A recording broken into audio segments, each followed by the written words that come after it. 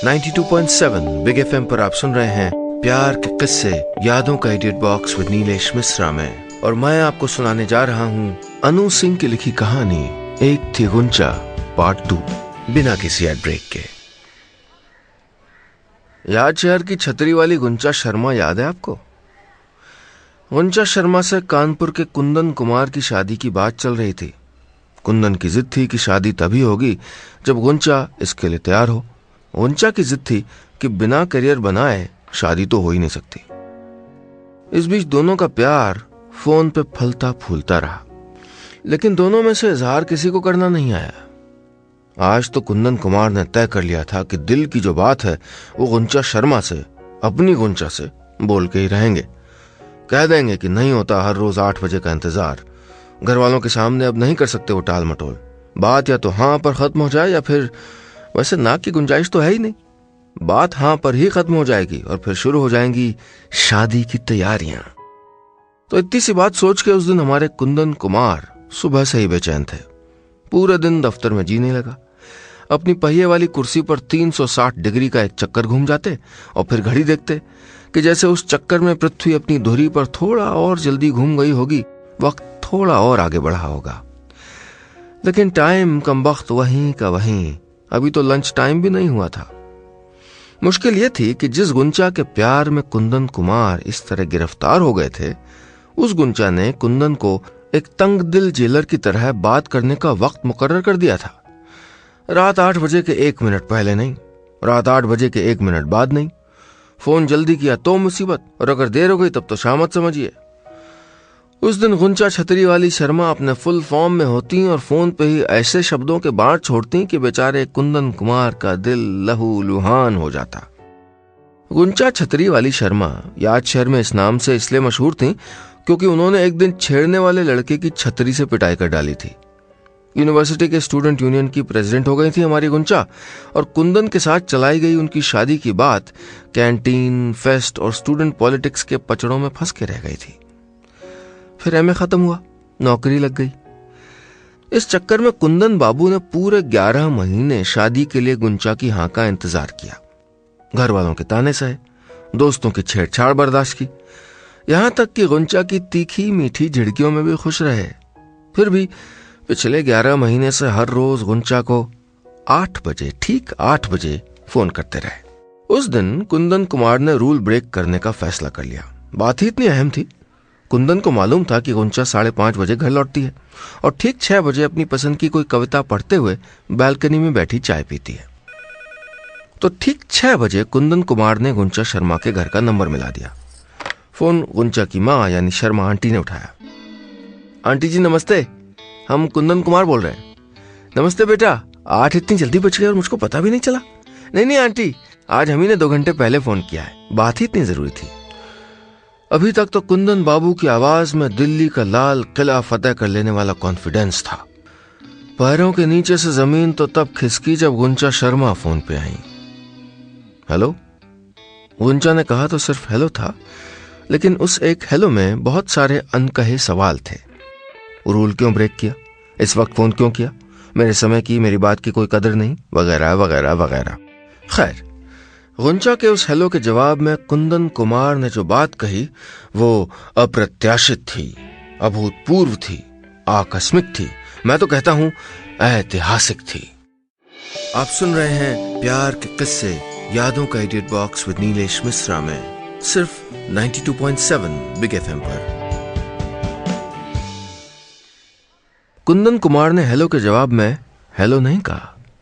कुंदन कुमार ने हेलो के जवाब में कैसी हैं आप का सवाल भी नहीं पूछा। कुंदन कुमार ने न आगे सोचा, न पीछे, न ऊपर देखा, न नीचे, और आंखें बंद किए हुए अपनी सारी हिम्मत जुटाए हुए आखिरकार 11 महीने बाद वो कह दिया जो वो पहले दिन से ही गुंचा को कहना चाहते थे। कुंदन कुमार ने कह दिया गुंचा शर्मा को, कह दिया कि आई लव यू। गुंचा बहुत चक्की थी, हैरान थी, लाजवाब थी, और जब कोई जवाब नहीं सूझा तो बस इतना कहा 8 बजे फोन करो तब बात करूंगी, और फोन रख दिया। उधर कुंदन परेशान, इधर गुंचा हैरान। सच्ची बात तो यह है कि दोनों की हैरानी परेशानी में ढेर सारी मुस्कुराहट छुपी थी। कुंदन इस बात से खुश थे कि आखिर जो कहना चाहते थे वो कह दिया। गुंचा इस बात से खुश थी कि आखिर जो सुनना चाहती थी वो सुन लिया। लेकिन हैरान परेशान होना तो प्यार में होने की पहली शर्त है। सदियों से सैकड़ों बार दोहराए जा चुके इस एक जुमले को पहली बार कहने और सुनने की जो हैरानी होती है ना, वो सबके लिए अलग अलग होती है। खैर, वक्त था कि कटता नहीं था। वो 2 घंटे 2 युगों से भारी थे। गुंचा को अपनी गरिमा बनाए रखनी थी, इसलिए वो बीच में भी फोन नहीं कर सकती थी। कुंदन को गुंचा की बात नहीं काटनी थी, इसलिए वो बीच में फोन नहीं कर सकते थे। लेकिन दोनों के जहन में ये बात साफ थी कि दोनों के बीच प्यार था। इस प्यार को एक मुकम्मल रिश्ते में बदल दिया जाना था और इस मुकम्मल रिश्ते को घर वालों की मंजूरी थी। असली चुनौती तो उसके बाद की थी। अरे कहां तो बरसाती झोंके की तरह बेपरवाह बेबाक बिंदास गुंचा, कहां बसंत की शाम से ठहरे हुए संभले हुए सहज कोमल कुंदन, कहां बरसाती नदी की तरह इठलाती बल खाती अपने रास्ते में आने वाले हर पत्थर से जूझ कर गुजर जाती गुंचा, और कहां दरिया से शांत कुंदन, कहां वो झांसी की रानी सी विद्रोहिणी गुंचा, कहां हर संस्कार हर मान मर्यादा का ख्याल रखने वाले कुंदन। दोनों में कुछ भी एक सा नहीं था, दोनों में कोई मेल नहीं था, फिर भी न जाने कौन सी डोरी थी जो दोनों को बांधे हुए थी। गुंचा का दिमाग कहता कि शादी करके पैरों में बेड़ियां डाल ली तो जिंदगी खत्म समझो गुंचा शर्मा। फिर कोई सोशल वर्क नहीं होगा, कोई कैरियर, कोई लिखाई पढ़ाई, कुछ बाकी नहीं रहेगा। चूल्हा चौका संभालोगी और फिर बच्चे। लेकिन गुंचा का दिल कहता था कि कुंदन उसको अपने तरीके से जीने देगा। कुंदन के दिमाग में ऐसी कोई उलझन नहीं थी। उसको गुंचा ठीक उसी रूप में स्वीकार थी जैसी वो थी, बेपरवाह बिंदास बेबाक। उसको यकीन था कि 2 लोग साथ रहें, इसके लिए प्यार से बढ़ के कोई वजह नहीं होती। प्यार हो तो सारी कमियां अनदेखी कर दी जाती हैं। प्यार खत्म हुआ नहीं कि आंखों पे कमियों का चश्मा और रिश्तों पे शिकायतों का मुलम्मा चढ़ जाता है। कुंदन प्यार करना जानते थे और गुंचा को भी उस प्यार पे यकीन हो गया था। आप सुन रहे हैं प्यार के किस्से यादों का edit box with Nilesh Mishra में, सिर्फ 92.7 बिग एफएम पर। उस दिन 8 बजे कुंदन कुमार ने गुंचा को फोन भी किया, आई लव यू भी कहा, शादी की बात भी पूछ ली और गुंचा की मंजूरी भी ले ली। मेहंदी लगा के रखना, डोली सजा के रखना। फिर तो अगले 3 महीने जैसे फास्ट फॉरवर्ड मोशन में गुजरे। यूं भी हंसते खेलते दिनों में पैरों में पंख लगे होते हैं, पलक झपकते उड़ जाया करते हैं। शादी के पहले और शादी के वक्त के लम्हे, कपड़े जेवर कार्ड न्योता लहंगा चुनरी सूट बूट गीत संगीत ढोलक बाजे फूल मिठाई सब हसीन लगते हैं। असली जिंदगी तो विदाई के बाद शुरू होती है। सो उस विदाई में अपने ड्योढ़ी को छोड़ते हुए कॉलेज यूनियन की एक्स प्रेसिडेंट, लड़कों के बीच टेरर, डिबेटिंग कॉम्पिटिशन्स की शान, बेपरवाह बेबाक बिंदास गुंचा छतरी वाली शर्मा भी बुक्का फाड़ फाड़ के रोई। न जाने कौन सा वो डर था जो आंसुओं के रास्ते निकला, न जाने वो कौन सी आशंका थी कि जिसने गुंचा को भी आम लड़कियों की तरह कोमल डरपोक और कमजोर बना दिया था। शायद बचपन से मन में बीज की तरह रोप दिए गए ससुराल के डर ने जिस विशालकाय पेड़ का रूप ले लिया था, उस डर ने गुंचा के भीतर की सारी जड़ें हिला दी थी। लेकिन गुंचा के सारे डर बेमानी निकले। ससुराल में सबसे छोटे बेटे कुंदन कुमार की इकलौती धर्मपत्नी गुंचा के स्वागत में दादियों मामियों चाचियों बुआओं भाभियों ने कोई कमी नहीं छोड़ी। फूलों के बंधनवार लगाए गए, कलश में रंगीन चावल डाले गए, आरती उतारी गई, कौड़ियों का खेल हुआ, मंगल गीत गाए गए। बस मुश्किल इतनी सी थी कि गुंचा ये सब सुन भर सकती थी। दुल्हन उतारने आई कुंदन की बड़ी जेठानी ने ससुराल की परंपरा का ख्याल रखते हुए गुंचा का घूंघट नीचे खींच दिया। गुंचा के कान में घूंघट न हटाने और किसी से नजरें न मिलाने की हिदायत दे दी गई। बस मुसीबत यहीं से शुरू होने लगी थी, क्योंकि घर में शांति बनाए रखने के हिमायती कुंदन कुमार ने घूंघट वाले मुद्दे पर चुप्पी साधे रखी और गुंचा के मन की शिकायत पुस्तिका में यह पहली गंभीर शिकायत दर्ज हो गई। फिर तो ससुराल में पहले ही दिन कई सारी शिकायतें गुंचा अपने मन में दर्ज करती रही। किसी ने नाकनक्श पे टिप्पणी की तो, किसी ने मायके से आई मिठाई पे छींटाकशी की तो, किसी ने गहने जेवर का बहाना बनाया तो। और जब कुंदन की सबसे बड़ी भतीजी ने हंसते हुए पूछा कि चाची ससुराल में भी छेड़ने वाले बहुत हैं, छतरी साथ लाई है कि नहीं, तब तो गुंचा के शरीर में जैसे आग लग गई। नहीं, इन सारी बातों की माफी कुंदन को बिल्कुल नहीं मिल सकती। तो बस शादी की पहली रात गुंचा और कुंदन के बीच पहला झगड़ा हुआ। इस पहले झगड़े के बदले कुंदन ने गुंचा को एक बेशकीमती तोहफा दिया, इस बात का भरोसा कि गुंचा को जो सही लगे वो करें और कुंदन हर हाल में उनका साथ देंगे। पति पत्नी का झगड़ा तो सुलझ गया, लेकिन अगली महाभारत की तैयारी हो गई थी। आप सुन रहे हैं प्यार के किस्से यादों का edit box with Nilesh Mishra में, सिर्फ 92.7 बिग एफएम पर। महाभारत के पहले दिन यानी ससुराल में पहली सुबह गुंचा नहा धो के निकली और विद्रोह का पहला बिगुल बजा दिया।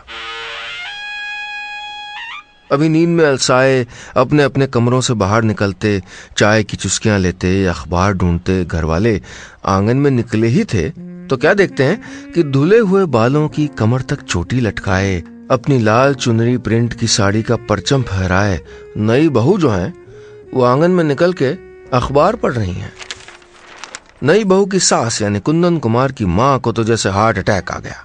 गिरती पड़ती बहू के पास पहुंची और मिश्री सी जबान में बहू के इस बर्ताव का सबब पूछा। बहू, इतनी सुबह तुम आंगन में क्यों निकल आई? और बेटा सर पे पल्लू तो डाल लो, हाथों का चूड़ा कहाँ गया? अभी 2-4 दिन की बात है, ठीक से मुंह दिखाई हो जाए तो। मां, कुंदन की छुट्टी है दफ्तर में। गुंचा ने सास को जवाब देने के बदले एक और सवाल दाग दिया। नहीं, शायद ऑफिस जाना है उसको। तो फिर मुझको किस बात की छुट्टी मिलेगी मां? मुंह दिखाई के नाम पे मेरे दफ्तर में भी छुट्टी नहीं मिलती। गुंचा ने बहस को आगे बढ़ाने की गुंजाइश पे कौमा लगाते हुए अपनी सासू मां से पूछा, और मां चौका किधर है? मैं सबके लिए चाय बना देती हूं। सासू मां देखती रह गई और गुंचा ने रसोई पे धावा बोल दिया। गुंचा ने चाय नाश्ता बनाया, अपने और अपने पति के लिए लंच पैक किया और फिर नाते रिश्तेदारों के बीच बूंदी के लड्डुओं के साथ साथ अपनी शिकायत करने की 10 वजहें बांटकर गुंचा कुंदन के साथ ठीक 10 बजे ऑफिस के लिए निकल गई। सीधे साधे कुंदन की ऐसी तेज तर्रार बीवी को देख के रिश्तेदारों की भीड़ को बतकही का एक मजेदार विषय मिल गया। गुंचा की सासू मां बेचारी सर जरूर पीटती रही।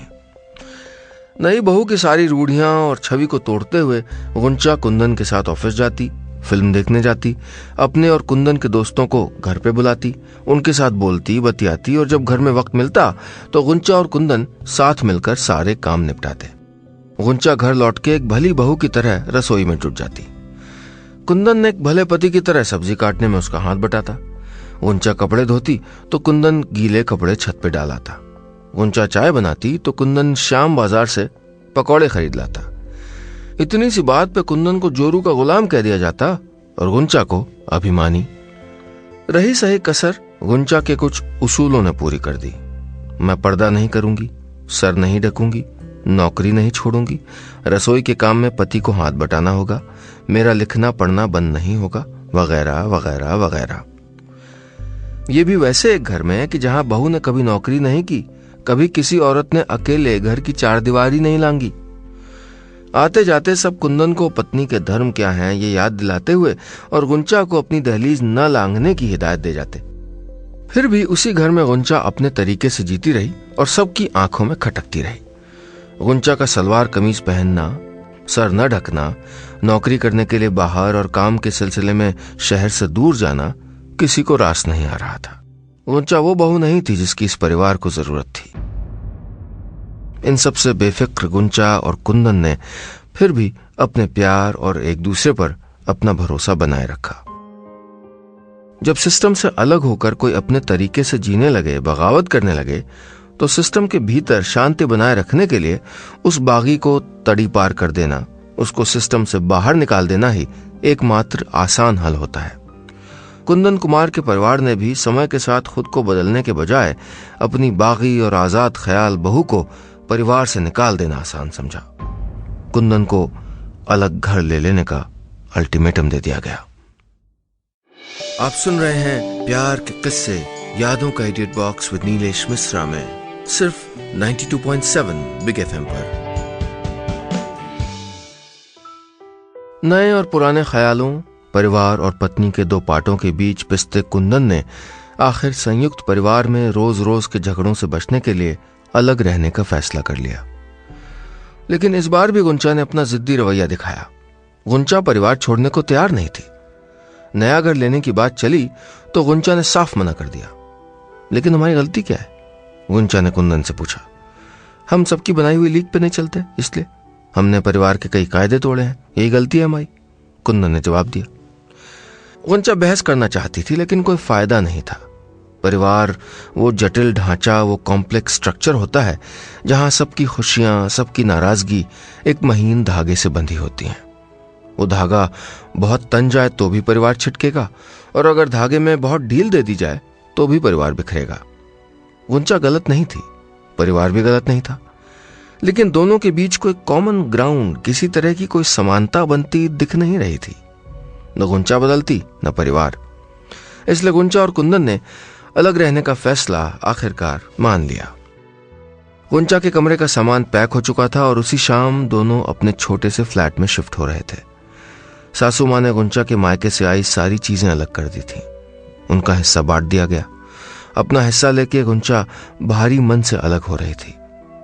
अलग होने की बात उसने अपने मायके में बताई तक नहीं थी। माँ पापा भी उसी को दोष देते। उस दिन गुंचा की तबीयत ठीक नहीं थी, सो वो घर पे ही थी और अपने कमरे में आराम कर रही थी। घर के सारे पुरुष काम पे गए थे और बच्चे स्कूल कॉलेज। सासू माँ और दोनों जेठानियां रसोई में काम खत्म करने के बाद आंगन में बैठी धूप सेक रही थीं। गुंचा से सबकी बातचीत करीब करीब बंद थी। गुंचा को अकड़ू, जिद्दी, घमंडी और मुंहफट होने का तमगा दे दिया गया था। अपने परिवार से कुंदन को अलग करने की वजह बनने का गिल्ट तो था गुंचा के मन में, लेकिन उसको अब तक ये समझ नहीं आया था कि उसकी गलती आखिर क्या इतनी बड़ी थी कि घर से निकाल दिए जाने की सजा दे दी जाए। गुंचा का सर दर्द से फट रहा था और वो सर पे बाम लगाकर, दर्द की एक गोली खाकर अपना माथा एक दुपट्टे से कसकर बंधे सोने की कोशिश कर रही थी। उसको चाय की तलब सता रही थी, मगर बाहर जाकर किसी से चाय मांगने का अधिकार वो खो चुकी थी। इस तरह खुद को अलग थलग कर दिए जाने का अफसोस अचानक गुंचा के मन को इतना चुभने लगा कि सारी हिम्मत तकिए के नीचे डालकर गुंचा सुबक सुबक कर रोने लगी। रोते रोते वो शायद सो ही जाती अगर बाहर आंगन से एक तेज चीख उसके कानों में न पड़ती। ये तो बड़ी भाभी की चीख थी। गुंचा दौड़ती हुई अपने कमरे से बाहर निकली और देखा कि बड़ी भाभी सीढ़ियों के पास बेहोश पड़ी हैं और उनके सर से खून बह रहा है। बिना किसी देरी के गुंचा दौड़ के अपने कमरे से अपनी गाड़ी की चाबी लेके आई। अस्पताल फोन करके डॉक्टर को इत्तला किया, अपने जेठ को फोन मिलाया और इस बीच भाभी का जख्म कपड़े से बांधकर खून रोकने की कोशिश करती रही। सास और अपनी छोटी जेठानी की मदद से गुंचा ने बड़ी भाभी के करीब करीब ठंडे पड़ते शरीर को गाड़ी में डाला और पागलों की तरह गाड़ी चलाते हुए 12 किलोमीटर दूर अस्पताल पहुंच गई। आप सुन रहे हैं प्यार के किस्से यादों का edit box with Nilesh Mishra में सिर्फ 92.7 बिग एफएम पर। फिर डॉक्टर, अस्पताल और इलाज का वो सिलसिला शुरू हुआ जिसकी चपेट में पूरा परिवार आ गया। बड़ी भाभी सीढ़ियों से फिसलकर सर के बल आंगन में गिरी थीं और चोट उनके सर पे लगी थी। पैरों ने सिर्फ एक सीढ़ी पर ध्यान नहीं दिया था और एक दोपहर ने एक हंसते खेलते परिवार की जिंदगी का रुख बदल दिया था। गुंजा ने सब कुछ छोड़कर बड़ी भाभी के बच्चों की जिम्मेदारी के साथ साथ अस्पताल आने जाने की जिम्मेदारी संभाल ली। बेपरवाह, बेबाक, बिंदास गुंचा जिम्मेदार बहू, जिम्मेदार चाची बन गई थी। जिस भतीजी ने गुंचा के छतरी वाले होने का मजाक उड़ाया था, वही भतीजी चुपचाप गुंचा की छत्र छाया में आ गई थी। दिन भर दफ्तर में काम करना, घर लौटकर बच्चों के स्कूल का होमवर्क देखना और फिर रातें अस्पताल में गुजारना, कई हफ्तों तक गुंजा का यही रूटीन रहा। गुंजा की बातचीत ससुराल में अभी तक सबसे कम ही थी और इतना भी वक्त नहीं मिला कि कमरे में बंधे हुए सामान को नए घर में शिफ्ट कर दिया जाए। नए घर में शिफ्ट होने की बात को फिलहाल परिवार के सामने आ गई जरूरत की वजह से टाल दिया गया। बड़ी भाभी घर लौट आई और गुंचा और कुंदन का रूटीन भी धीरे धीरे सामान्य हो गया। फिर वही दफ्तर, फिर वही अपना तन्हा कमरा। घर में तनाव अभी भी कम नहीं हुआ था। कोई बात थी जो घर की सबसे बड़ी महिला गुंचा की सासू मां को खाए जा रही थी। लेकिन घर में आपस में बैठकर बात करने का माहौल कभी रहा ही नहीं कि वो अपने बेटे बहू को सामने बिठाकर कोई बात करे। कोई झुकने को तैयार नहीं था, बात करने को तैयार नहीं था, और परिवार था कि बिखरा जा रहा था। संडे को कुंदन और गुंचा ने नए घर में शिफ्ट होने का फैसला कर लिया। सर पर पट्टी बांधे आंगन में कुर्सी पर बैठी धूप सेकती बड़ी भाभी ने सबसे पहले कुंदन को अपने कमरे से सामान निकालते देखा। अरे मेघा, बड़ी भाभी ने अपनी बेटी को आवाज दी, जरा घर के सब बड़ों को बुलाना इधर। कुंदन ने कोई जवाब नहीं दिया, सामान गाड़ी में डालते रहे। सबसे पहले गुंचा की सासू मां बाहर निकली, फिर बड़े जेठ, फिर छोटे जेठ और छोटी जेठानी, फिर घर के सारे बच्चे, फिर पलंग के सराहने बैठी आंसू बहाती गुंचा को बाहर बुलाया गया। परिवार के कोर्ट रूम में गुंचा सर झुकाए मुजरिम बनी खड़ी थी। गुंचा की सासू मां ने कुछ कहा नहीं, बस अंदर चली गई। उनके पीछे पीछे बड़ी जेठानी और छोटी जेठानी भी कमरे में चली गई।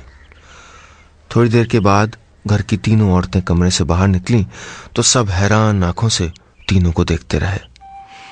साड़ी की जगह पहली बार घर की इन तीनों औरतों ने सलवार कमीज पहन रखा था। पहली बार तीनों के सर का पल्लू गायब था। पहली बार तीनों लड़कियों की तरह खिलखिला रही थीं। सासू मां ने उस दिन 3 ऐलान कर दिए। पहला कि गुंचा ही नहीं, घर की बाकी बहुएं भी जैसे चाहे रहेंगी। दूसरा, घर की सारी औरतें कार चलाना सीखेंगी, वो भी गुंचा से। और तीसरा कि गुंचा और कुंदन कहीं नहीं जाएंगे। बस इतनी सी थी कहानी।